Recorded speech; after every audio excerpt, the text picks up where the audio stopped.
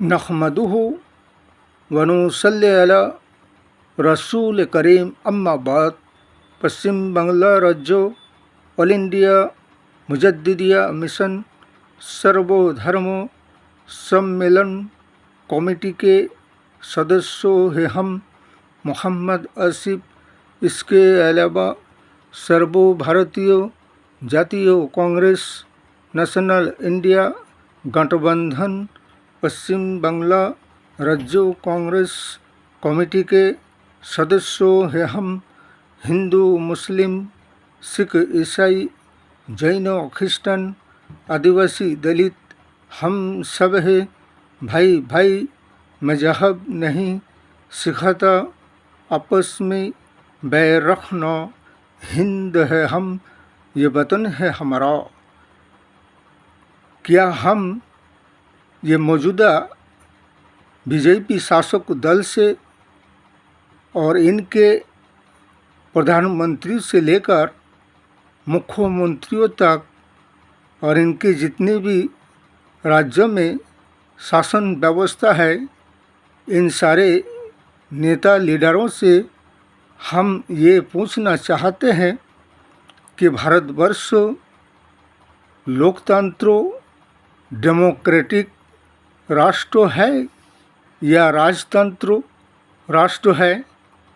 अगर लोकतंत्र डेमोक्रेटिक राष्ट्र है तो फिर ये राजतंत्र जैसा शासन व्यवस्था क्यों है?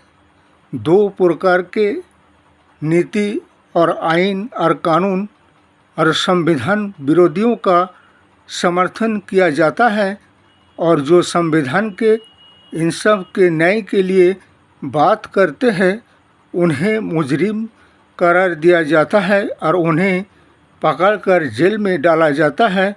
और जो संविधान के खिलाफ काम करते हैं, संविधान के खिलाफ बात करते हैं, देश में गुंडागिर्दी और आतंक मचाते हैं, उनका समर्थन किया जाता है और उन्हें खुलेआम छूट दिया जाता है जिससे कि देश में ऐसे माहौल ख़राब कर सके और अशांति की वातावरण को पैदा कर सके।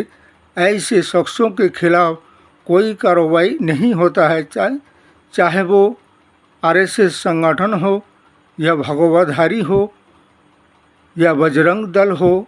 ये सब एक ही है, लेकिन इनका फिरके अलग अलग तरीक़ा से है।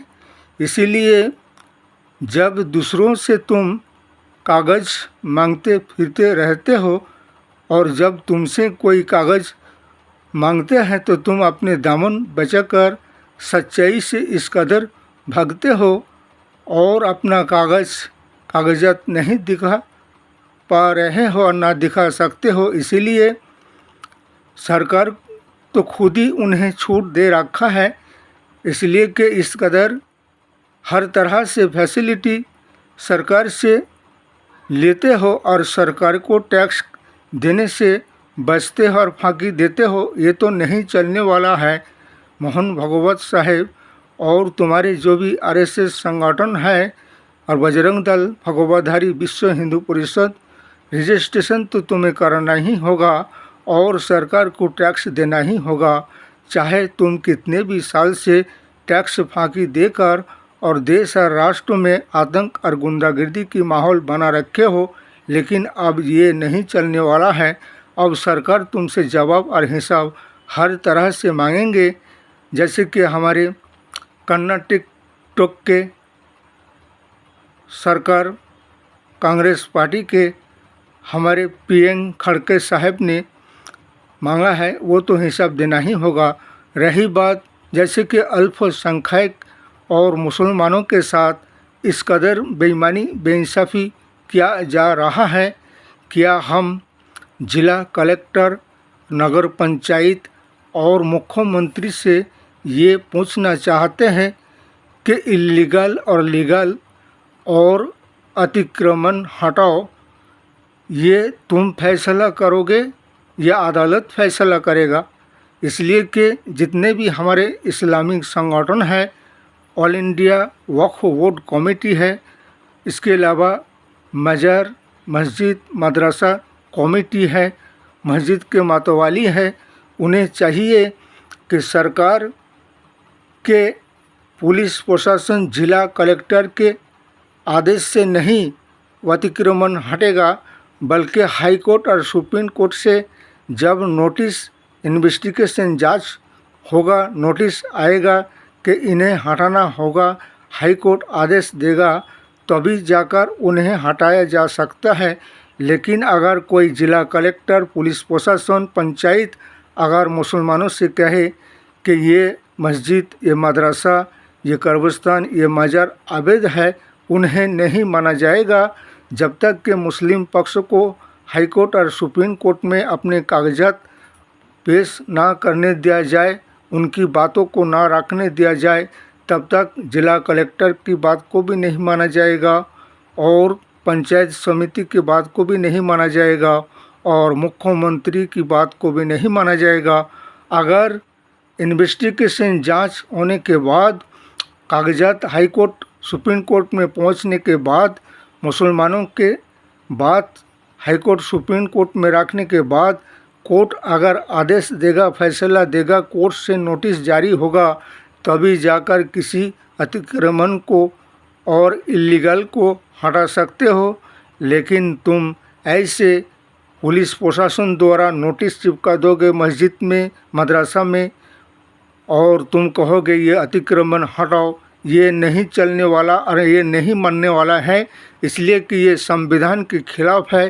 अगर तुम्हें अतिक्रमण हटाना है तो हाई कोर्ट में पहले मामला होगा, मुस्लिम पक्ष भी अपना कागजात हाई कोर्ट में पेश करेगा, हाई कोर्ट नोटिस जारी करेगा, उसका इन्वेस्टिगेशन जांच होगा, उसके बाद जो फैसला आएगा उस हिसाब से काम होगा।